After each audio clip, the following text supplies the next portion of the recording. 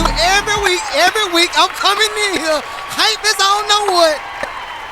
But welcome to the MAD LUCRATIVE Podcast. I am the host, the one, the only NEDO 7 in the building. Thank you.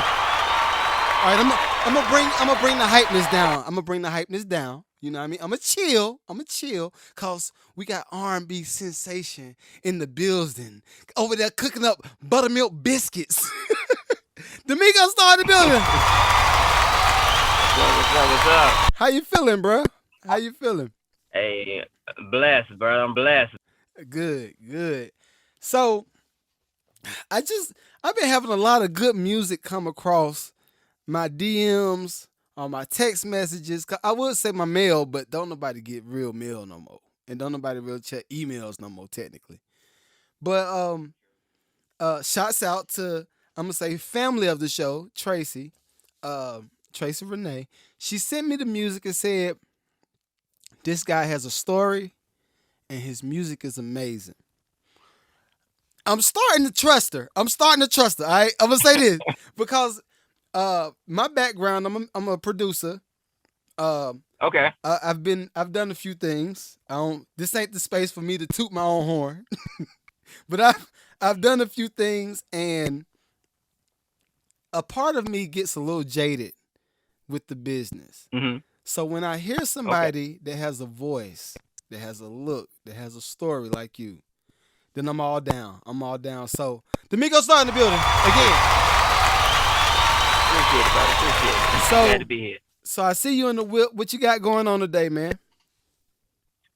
Oh man, just working, man. You know, gotta finance this dream. Mm-hmm. You know, the grind never stops.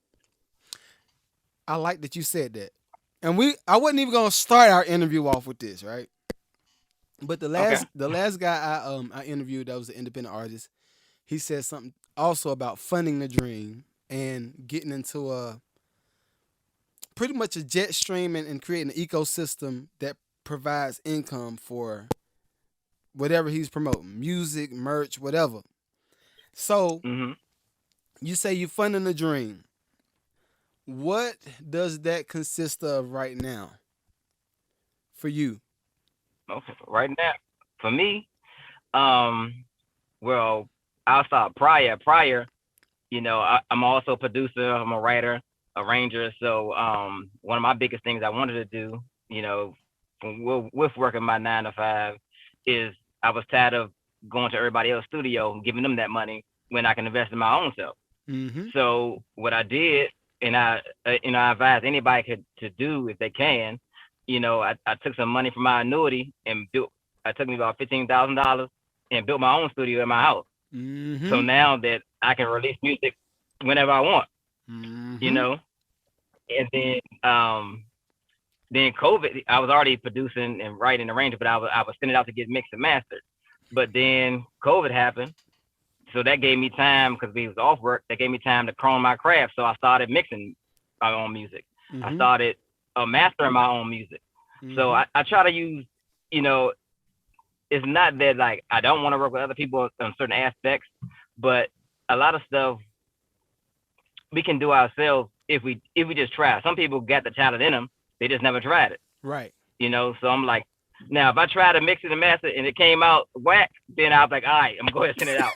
But luckily I got an ear and I'm a musician too, and like it came out fast. So that's another, even with investing in the studio and just learning how to mix and master, that opened up another revenue stream to fund the music. You know what I'm saying? So your background, were you before? We're gonna go all the way back. So when you were younger, I'm gonna say we're gonna go from 10 and up, 10 to 20. We'll go there, 10 to 20. Okay. When you were in that age bracket, did you have the inkling that you wanted to do music, or what made you say? Yeah. Okay. Go ahead. No, actually, when I was about 5 years old, my older brother, I come from a music inclined family. Okay. So everybody either sings and play instruments or do one or the other. Okay. So my oldest brother, at the time, to me, he was like the best singer out the whole entire family. like runs, range, texture, everything. He had that. He can pull that Stevie Wonder stuff off and everything.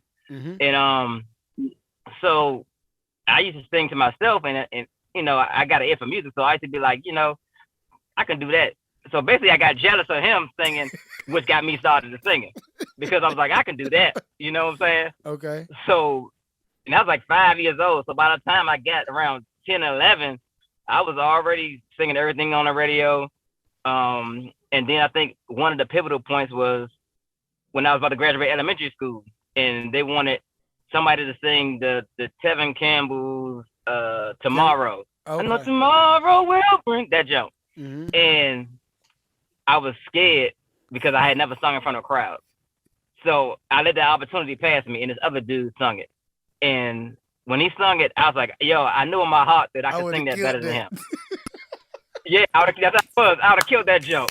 And ever since then, I just came out. So by the time you said like between 10 and 12, 13, I was singing. I found some other guys in the neighborhood that know how to sing. Mm-hmm. And we just started singing, singing everywhere. We was practicing. One of them lived in an apartment building.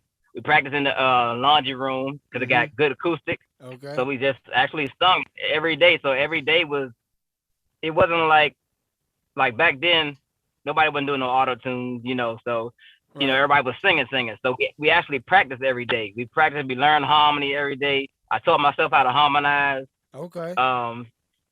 Some people who can relate to this, I would take 2 radios with the tape players in them and I did sing that on too. one. I did this. Yeah. And then I play that, and they record on another, and so I get the harmony, and I'm like, oh, yo, that sounds like Boys to Men right there.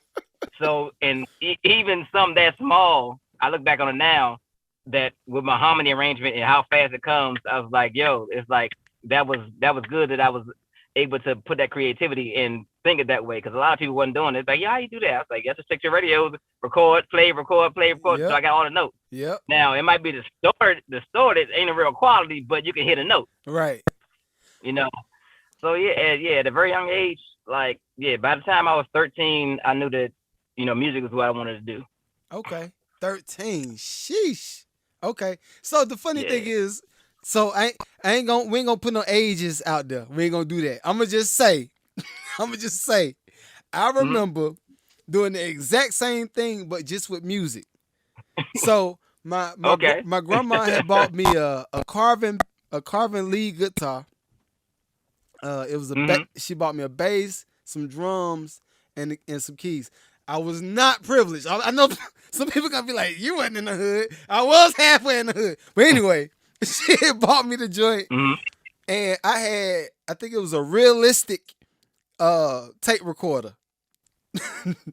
So what I would do, I had the 2 tapes on the side, record on one side, put the tape over, switch it.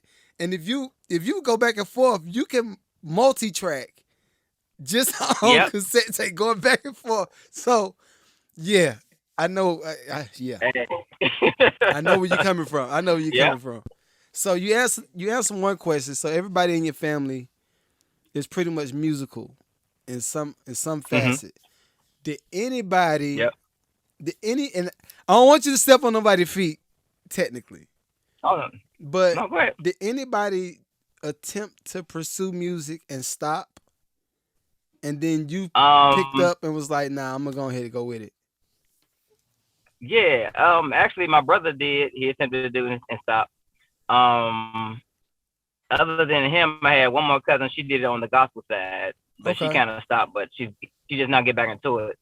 And the other one, who like a little younger than me, they're trying to do it now. So they come to me. They're like, yo, cuz, I need to come to the studio. I need you to write something. I need you to do something. Right. And like I remember my brother always told me this one time. He always told me, he's like, yo, you remember what you told me one day? Because he lived in Baltimore.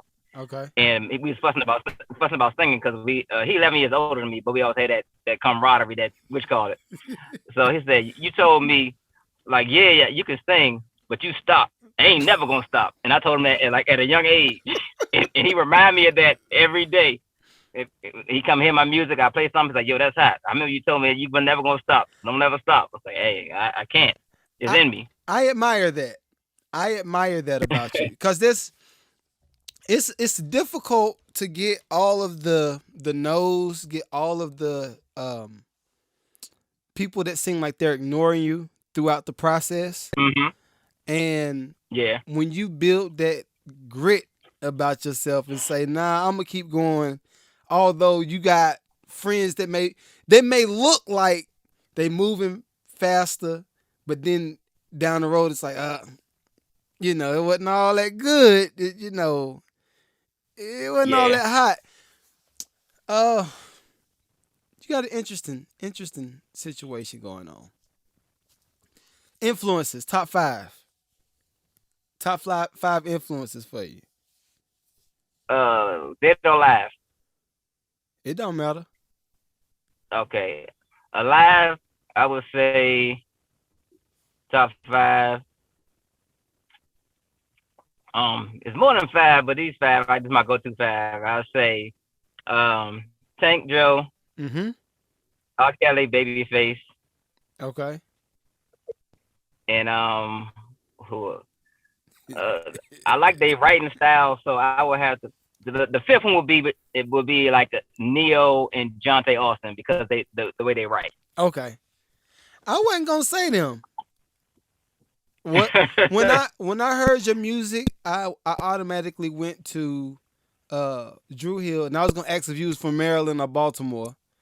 So DC, uh, close enough, but I close enough. heard Drew Hill, a little bit of Case, Tank, and I would say Mm-hmm. Tyrese for the feel of the music, Yeah, So I can see that.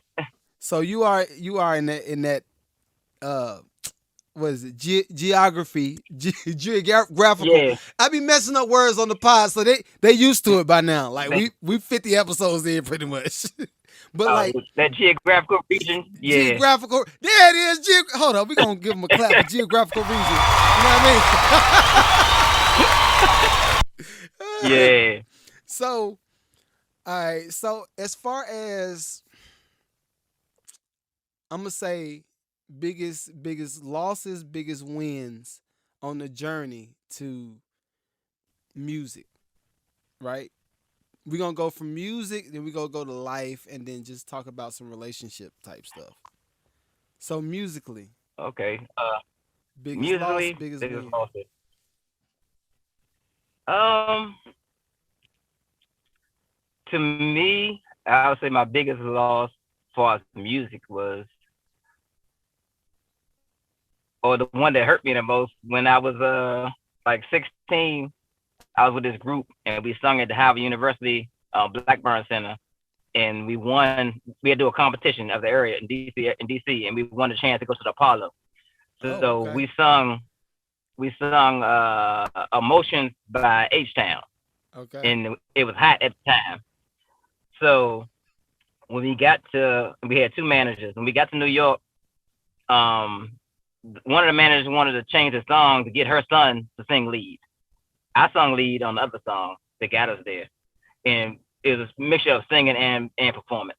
Mm-hmm. So she wanted to sing lead so her son could get a chance to sing at the Apollo. Which as a parent, yeah, I kind of get it, but like right now, this is business. You know what I'm saying? So we switched the song, and if you probably familiar with the song, it was between H-Town Emotions and Fire by what's that group called? Subway. You probably don't even remember them. I know them. you done dated me way back now. I don't know that one. No, but the song, it'd be like, let me be your fire. Okay. It was one of them like real simple songs, and we sung that and we lost. And that junk crushed me. Like, it's one of them things like when you know you messed up, and the whole group know that we shouldn't have sung that song. And then the lady who organized the event to get us there said, "Why'd y'all change the song?" No, you always, but she didn't say it as like, slaps in the face, but she just like, you never change whatever song you sing to get there. That's the song you go with. Right. Yeah. So yeah, that was that. I think that was like, yeah. But then, so we did that. We didn't get booed, but we didn't win. okay. But then remember the comedian Talent? Yeah. Do you remember the comedian called Talent? He's always that which called so Right. he wanted to take us. He wanted us to stay up there one more day to go to Def Jam to sing an audition for them. Oh, that'd be But our dope. other manager, the dude's mom, didn't want us to stay. Yeah, Yo, so she getting on basically my she changed nerves the right song. now. She getting on my last nerve right now, yo. Yo, I'm gonna have to look up on Yeah, Facebook and be like, yo, why did you do this? so that was the highest one, and the one is just as much hurt as we signed to this independent label out of DC like in 2000, back in 2000. Did a whole album, a 10-song album. Promoted it, pictures and everything. We had an article in Sister magazine. Okay. We did a launch party on. It was one of the years the All Star game was here. I think the first year All Star game was in DC, Okay. and we did a lunch party at this big hotel. It was like $100 a head to get in the joint, and it was packed. We got to the brunch the next day, just the next morning to get our first check. Mm-hmm. This nigga said.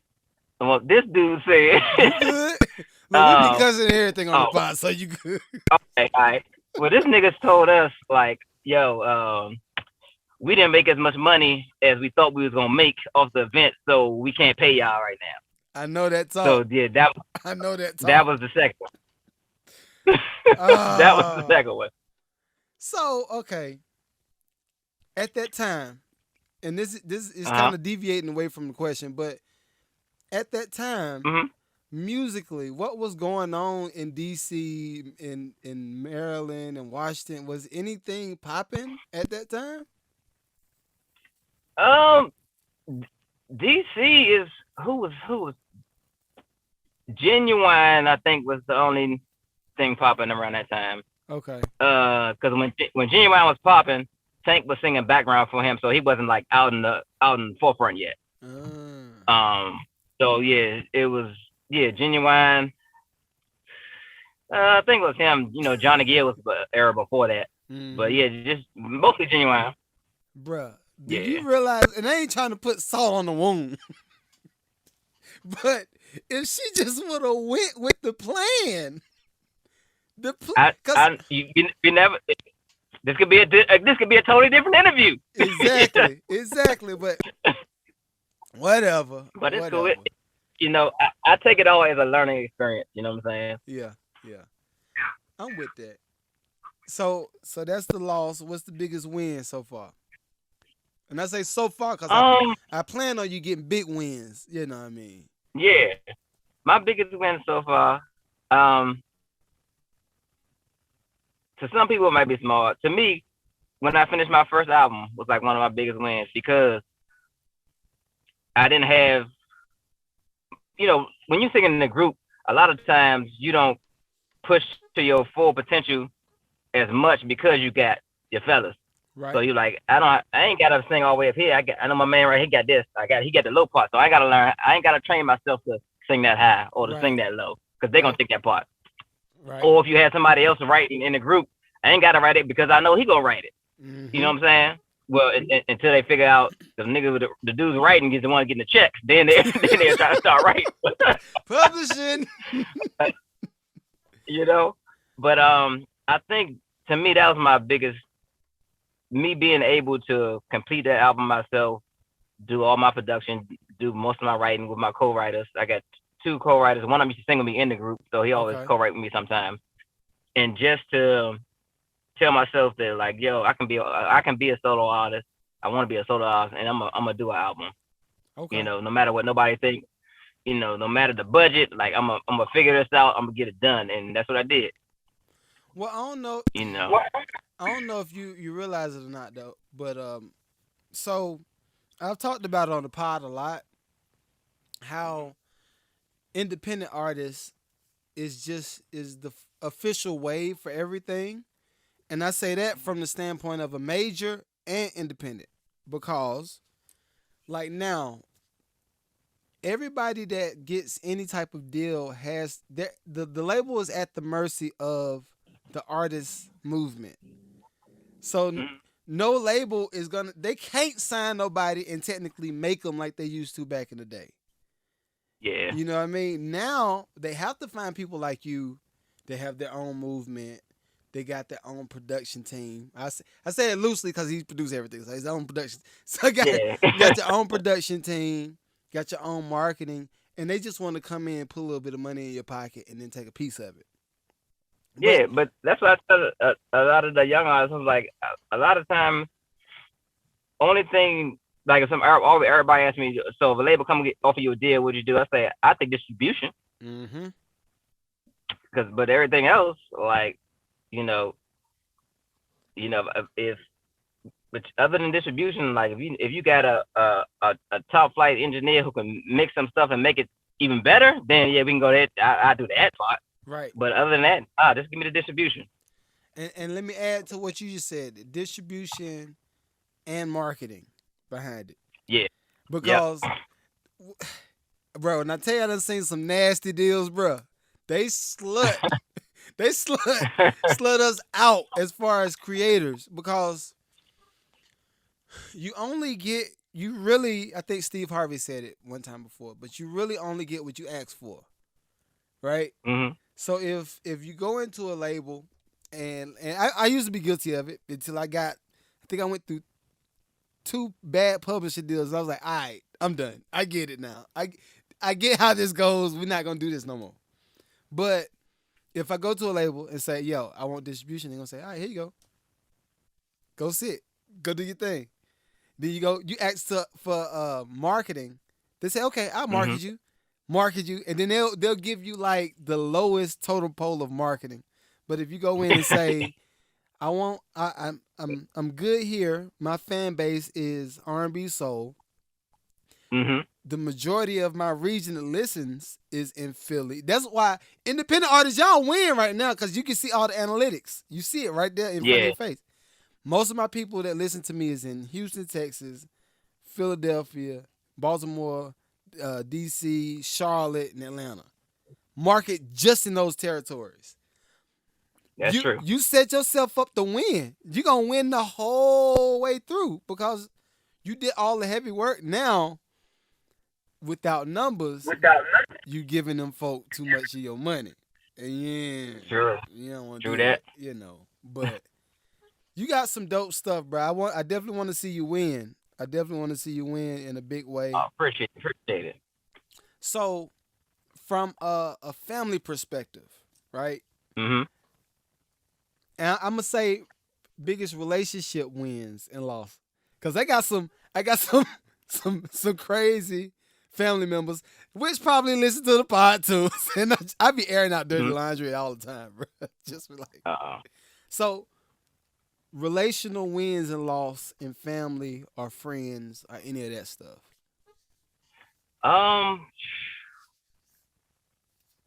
Biggest loss, my dad passing. In last year, my daughter was shot by a stray bullet and passed. Are you serious? So yeah, on January 3rd of last year. Sorry to hear that, bro. How old was she? 22.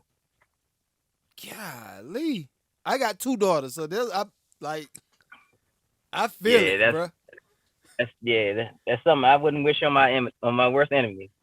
But yeah, that's to date. That's my biggest loss. Okay. Biggest wins. I would say my kids, man. Okay.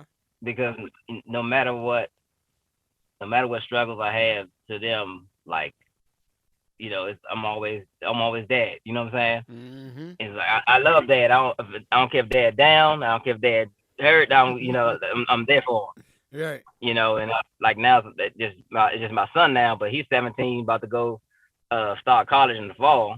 Okay. And it's like he my height. He sings like one of my best friends. Like, yeah. So he's taking after you with the singing. No, he played ball and okay. He a gamer. He can sing and he can produce and everything. But he won't use. He'll do it every once in a while. Can I go in the studio? I'm like, all right, he'll make a hot beat or something. He'll stop. then he'll lay a verse and he'll rap. He'll stop. He's like he real smart. And he a little egghead. But his favorite rapper is J. Cole. So Okay. he lyrically he vicious when he want to be. I be trying to get man just write me a rap. I'll stick it. Just write. So from a father's perspective, would you want him Mhm. to get into the music business? Is that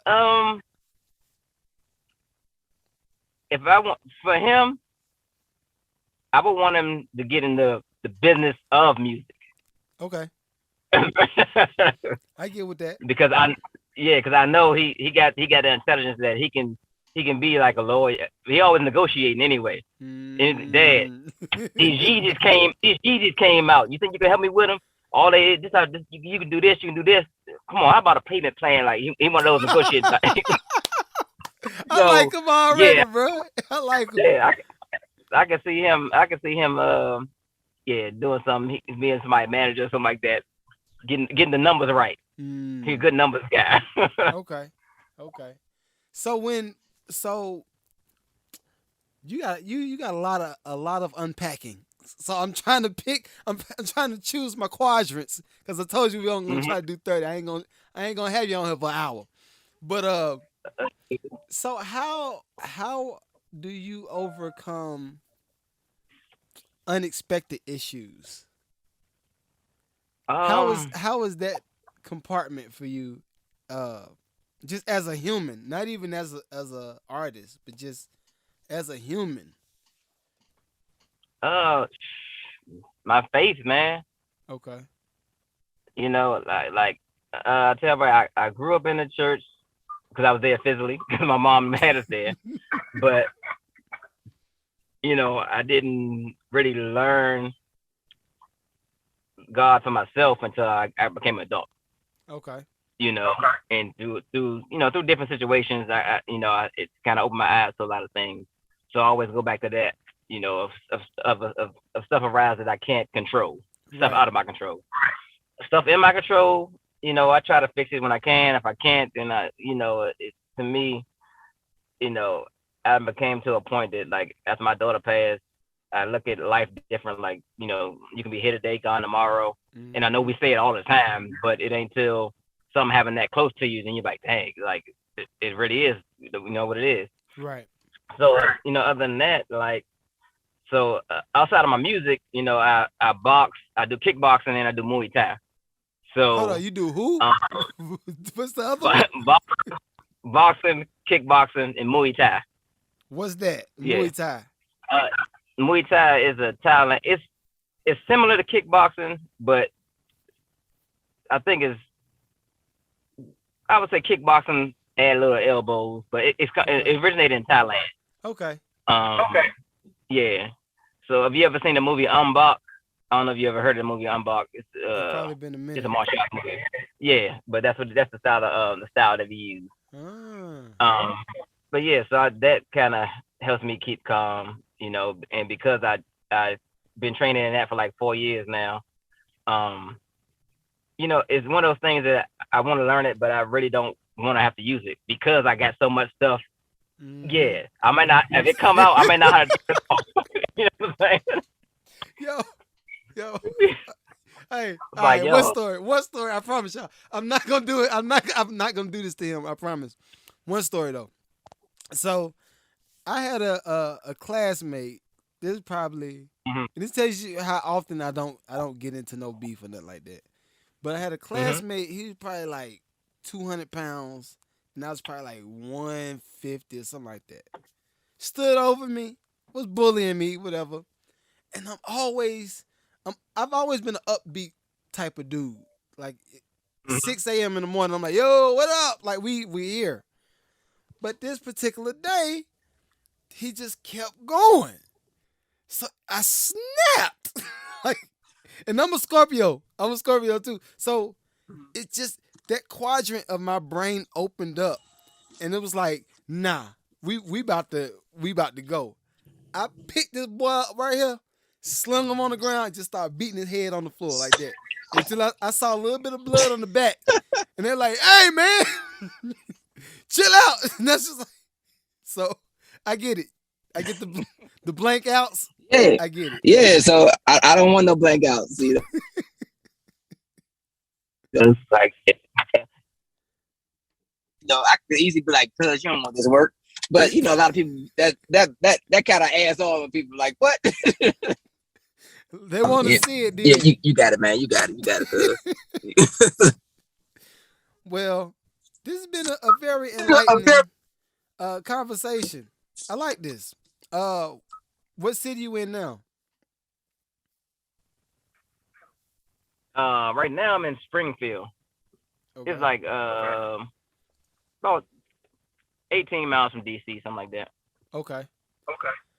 I definitely want to link up with you. We got it's like a virtual. How can I put it? I don't want to put the whole sauce out because then somebody be like, "Oh, I'm gonna take it." So we started a show called Sound and Wave at the top of the Mm-hmm. pandemic because a lot of artists that we knew couldn't perform. Like gigging was kind of just obsolete at that point. So we started Okay. Sound and Wave. We had people over in our event space and put the cameras up, mic everybody up, let them perform with the band. We interview them, and then we put like their cash app and all that stuff, all of their um, what do you call it? Like all the apps you can get paid for.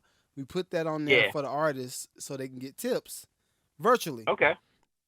And we've kept that going, and now we've kind of developed that into a full show, and it's not just performance. Now we got skits and stuff in between with the artists. It's cool. So if you come to ATL, I definitely want to have you on. Uh, Oh, definitely. the music that you got would definitely fit the I'll say programming, because we Okay. don't do like, even though I produce trap and all that kind of stuff, we don't do none of that for that particular space. Okay. That's like our 30 and up crowd. They normally Mm-hmm. listen on Sundays with wine, something to eat, and it's just a nice little, like a little kickback type of joint. So Okay. you come down here, I want to have you on that joint. So Oh, definitely. y'all heard it first. I invited him now. Y'all heard it. Now if he come to Atlanta and he don't come to, no, I ain't put you on the spot like that. So tell me about Unhappy Addicted, and then we're gonna tell people about how to get to contact you and get you for shows or whatever. Okay. Um, unhappy. Mm-hmm. So unhappy is just a relationship song about the on well from this version the female is unhappy, but they having a failure of communication. So the guy thinks everything is all cool and everything all great because to her everything is flowing. I mean to him everything is flowing like it's usually flowing, but to her she's unhappy. And instead of her talking about it, she just tells him like I'm out because I'm not happy. Like she don't want to waste no more time. So basically, it's a lot of relationships could be saved if we communicate more or Okay. learn to communicate because everybody communicate different. Learn the ways that your spouse communicate, Right. and so that's what I'm unhappy about. Um, I and wanna addicted I wanna unpack that so bad, but I ain't gonna do it. and Go addicted ahead. is about it's just about a dude and a female. Um, he fucked up. He know he fucked up, like we always do. We always know it. We realize it afterwards. But instead of him just being, letting her go, he'd be like, no, like I feel like I'm addicted to you. Like I need to try whatever I need to do to get back with this one. Like I know this is where I need to be. I know I messed up. Like yo, I'm addicted to you. Like Mm. you know. So All that's it. right, I'm gonna leave it. I'm gonna leave it where it's at. Cause like I said, both of those, I got I got stories for days. But anyway, y'all make sure y'all go listen to the music. Addicted, Unhappy. The records is dope. Y'all got a cosign from me. The one only. The record's dope. Go follow them. How can they reach out to you? You can reach out to me in all my social media is Damiko Starr, and that's Starr with two R's. Mm-hmm. And we're gonna put it at the bottom too, so y'all have the link and all that stuff, bro. Hey man, I appreciate your time, bro. Please, Oh, no problem, please bro. don't be a stranger. Um, Hey, I won't. like I said, Hey, some hey. I feel like we can have a clinic about. I might need some. I might need one of them to put the vocals over. I got you. I got you. But I want to look. When you come, we might have to do another pod just to unpack Unhappy and Addicted. Okay.